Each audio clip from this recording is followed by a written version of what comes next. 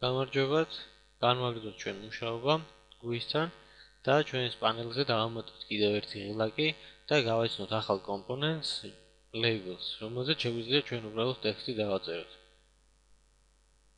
მოდი ჯერ ვნახოთ როგორ გამოიყურება ჩვენი GUI. როგორც იცით, ჩვენ საწყისად გვაქვს 5 რეგიონი, სადაც შეგვიძლია განმათავსოთ კომპონენტები.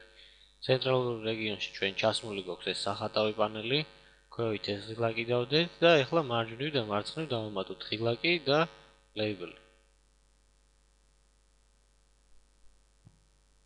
ვინაიდან ჩვენ გვინდა კიდევ ერთი ღილაკი, დაგვჭირდება კიდევ ერთი ობიექტი, img button class-ის. ამიტომ გავაკეთოთ ამ ობიექტზე მიმტკიცებელი. და ეს იყოს button 2. ეხლა შევქმნათ ამ კლასის ობიექტი. ვინაიდან ამ ღილაკზე დაჭერის დროს შეიცვლება ჩვენს label-ზე ტექსტი, ამიტომ აქ დავაწეროთ ესეთი რამ. change text. ასევე დაგვჭირდება ჩვენ glabel კლასი, რომელიც განთავსებული არის JavaX Swing package-ში. შესაბამისად დაგვჭირდება ჩვენ ამ კლასის ობიექტი.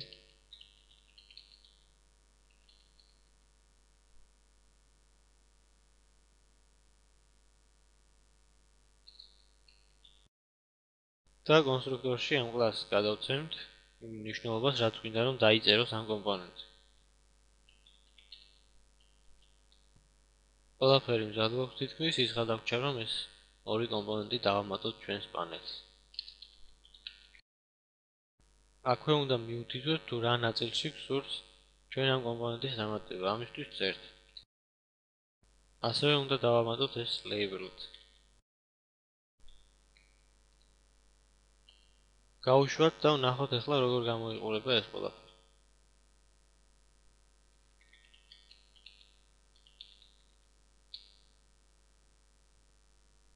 ვაცრავად და დავაკომპილიროთ Java ფაილი და არა უბრალოდ draw test.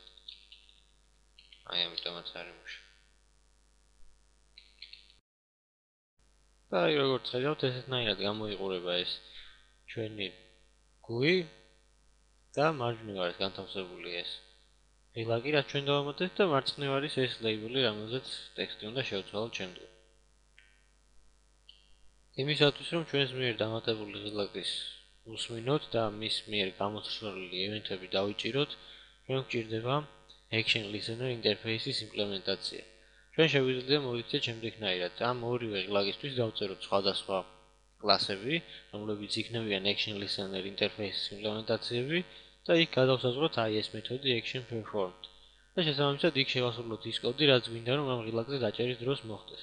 თუმცა ამ შემთხვევაში არ დაგვაუწყდეს ჩვენ რომ თვითონაც ვკარგავთ აი ამ მიმთითებლებზე. სწორედ მათი მეშვეობით უნდა შევცვალოთ ტექსტი ჩვენს label-ზე და უნდა გადავხატოთ ჩვენი draw panel კომპონენტი.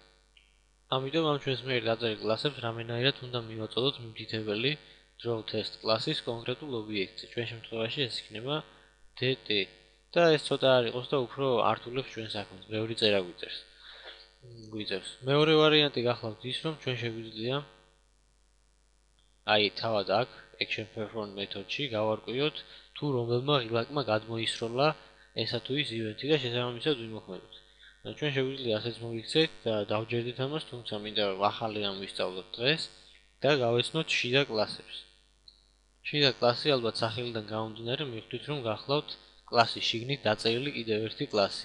ამ კლასებს აქვთ ის უპირატესობა, რომ მათ შეუძლიათ მიწვდნენ გარე კლასის ცვლადებს. შესაბამისად ჩვენ არ დავკარგავთ ცნობას აი ამ მიმთითებლებზე. აგრეთვე აუცილებლად უნდა აღვნიშნოთ ისიც, რომ როდესაც შიდა კლასის ობიექტს ვქმნით, ის ობიექტი აუცილებლად უნდა იყოს დაკავშირებული გარე კლასის რომელიმე კონკრეტულ ობიექტთან და შესაბამისად ამ ობიექტის ცვლადებთან და მეთოდებთან ექნება მას ცდომა. მოდი გავაკეთოთ ახლა ორი შიდა კლასი ამ ჩვენს კლასში და ერთ მათგანს ვუწოდოთ color listener, ხოლო მეორეს label listener. შესაბამისად ერთზე დაჭერისას დაიხატება ახლიდან ეს ჩვენი ოვალი, მეორეზე დაჭერისას უბრალოდ ტექსტი შეიცვლება ჩვენს label-ს. მოდი ეს მეთოდი რაც გვაქვს დაწერილი მოვაქციოთ ამ კლასში. ოღონდ ჯერ ეს კლასი დავწეროთ. აგრეთვე არ უნდა დაგვაუწყდეს რომ ეს უნდა წარმოადგენდეს action listener interface-ის იმპლემენტაციას. ამიტომ ამ კოდის ფრაგმენტს აქედან ამოვჭრი, ეს აღარ გვჭირდება და გადმოვიტანოთ ქვევით. ახლა უბრალოდ კოდის ეს ფრაგმენტი ჩავწეროთ აი ამ კლასში. ვინაიდან ჩვენ ვიცით, რომ ეს ინტერფეისი გთხოვს აუცილებლად უნდა გადავსაზღვროთ ეს action perform მეთოდი. ახლა აქვე გავაკეთოთ მეორე შიდა კლასი და დავარქვათ label listener. და აქაც აუცილებლად უნდა გქონდეს action perform მეთოდი.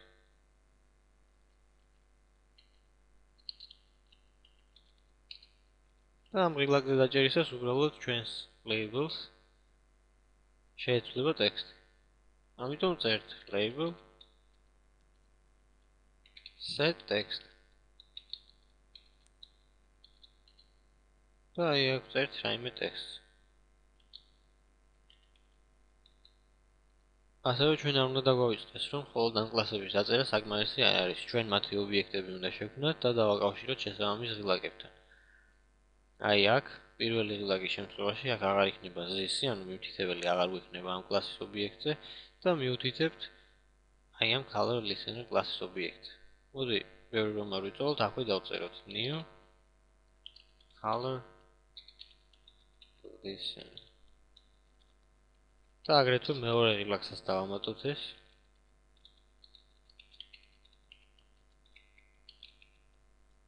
აქ დავწერთ new label listener. ახლა გავუშვათ და ვნახოთ რა მოხდება. ეს ყველაფერმა უნდა იმუშაოს.